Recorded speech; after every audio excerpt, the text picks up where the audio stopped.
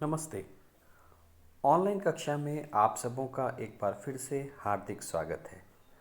आज की इस कक्षा में मैं आप लोगों के समक्ष किसी पुस्तक की समीक्षा करने की विधि लेकर उपस्थित हुआ हूँ।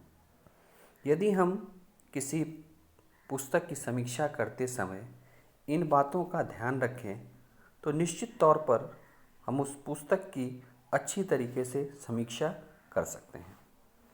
सबसे पहले मैं चर्चा करूं कि पुस्तक की समीक्षा है क्या। साहित्यिक आलोचना का एक रूप है पुस्तक की समीक्षा, जिसमें कथ्य, शैली, शिल्प, भाषा, महत्व आदि के आधार पर किसी पुस्तक की समीक्षा यानी आलोचना या समालोचना प्रस्तुत की जाती है।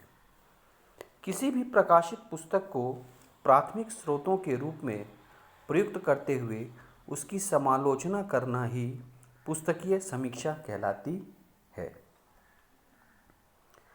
अब हम चर्चा करेंगे कि पुस्तक समीक्षा कैसे लिखें।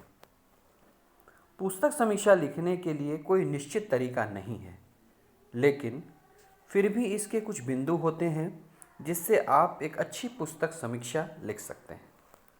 पहला, पुस्तक से संबंधित संक्षेप वाक्य लिखें। पुस्तक की पूरी कहानी को प्रकट नहीं करना चाहिए, इसे बस संक्षिप्त रूप में बताएं। पाठक उसकी कल्पना कर सकें, इतना छोड़ दीजिए। पुस्तक में जितनी भी घटना होती है उसका विस्तार वर्णन ना करें। आप पुस्तक की समीक्षा में इस बात का भी उल्लेख कर सकते हैं कि पुस्तक की श्रृंखला की अन्य पुस्तकों को पढ़ना आवश्यक है, जिससे कि पुस्तक को आनंदपूर्वक पढ़ा जा सके। पुस्तक समीक्षा के उद्देश्य क्या हो सकते हैं?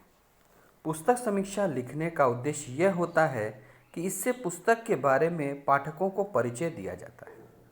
पुस्तक समीक्षा के माध्यम से समीक्षक पुस्तक या पुस्तक की रचनाओं, लेखक की रचना कर्म को स्पष्ट करता है। समीक्षक द्वारा पाठक को पुस्तक से परिचय कराया जाता है। पुस्तक समीक्षा के कुछ उदाहरण यहाँ पर दिए गए हैं। पुस्तक समीक्षा को 3 वर्गों में विभाजित किया जाता है, जिससे आप इसे और भी अच्छे से समझ सकते हैं। पहला, परिचयात्मक समीक्षा। इसमें पुस्तक का सिर्फ सामान्य परिचय दिया जाता है। दूसरा, विश्लेषणात्मक समीक्षा। विश्लेषणात्मक समीक्षा में पुस्तक में जिस विषय का वर्णन किया जाता है उसका विश्लेषण भी होता है। तीसरा, मूल्यांकन समीक्षा। इसमें आलोचनात्मक और तुलनात्मक मूल्यांकन पर जोर दिया जाता है और उसी विषय पर लिखी गई दूसरी पुस्तकों से तुलना भी की जाती है। पुस्तक की समीक्षा करते समय आपको कुछ और बातों का ध्यान में रखना चाहिए, जैसे पुस्तक में आप किस बात से अधिक प्रभावित हुए यह भी बताना आवश्यक है। आप पुस्तक के किस चीज़ से ज़्यादा प्रभावित हुए? आपको जो भी आकर्षक लगा वह विषय वस्तु, पात्र या कथानक कुछ भी हो सकता है, या कोई दूसरी चीज़ भी हो सकती है। इसके बारे में आप समीक्षा में अवश्य बताएं। पुस्तक के बारे में आप खुद से ही कुछ प्रश्न कर सकते हैं और उनके उत्तरों पर आधारित पुस्तक समीक्षा लिख सकते हैं। नीचे कुछ प्रश्न दिए गए हैं जिन प्रश्नों को आप स्वयं से पूछ सकते हैं और इनके उत्तर आपको पुस्तक की समीक्षा लिखने में सहायता करेंगे। जैसे पहला प्रश्न, पुस्तक में आपको किस पात्र ने ज़्यादा प्रभावित किया और आपको कौन सा पात्र पसंद आया और क्यों? दूसरा प्रश्न, पुस्तक ने आपको हंसाया या रुलाया था? तीसरा, क्या पात्र आपको वास्तविक लगे थे? चौथा, दृश्य किस प्रकार लिखे गए थे? दृश्य किस प्रकार के थे, जैसे रहस्यात्मक दृश्य, रोमांटिक दृश्य, आनंदपूर्ण दृश्य आदि। अगला प्रश्न, आप संवाद से प्रेरित हुए थे? इसी प्रकार अंतिम प्रश्न, किस प्रकार की शब्दावली का प्रयोग किया गया था? यदि यह प्रश्न स्वतः से पूछा जाए और स्वतः ही यदि हम उसके उत्तर दें तो इन उत्तरों को केंद्र में रखकर उस पुस्तक की समीक्षा की जा सकती है। पुस्तक की समीक्षा करते समय कहीं कहीं ऐसा भी होता है कि कुछ चीज़ें हमें पसंद नहीं आती हैं, तो यह हमें यह भी ध्यान रखना चाहिए कि पुस्तक में जो चीज़ आपको पसंद नहीं आई थी उस चीज़ का भी उल्लेख करें।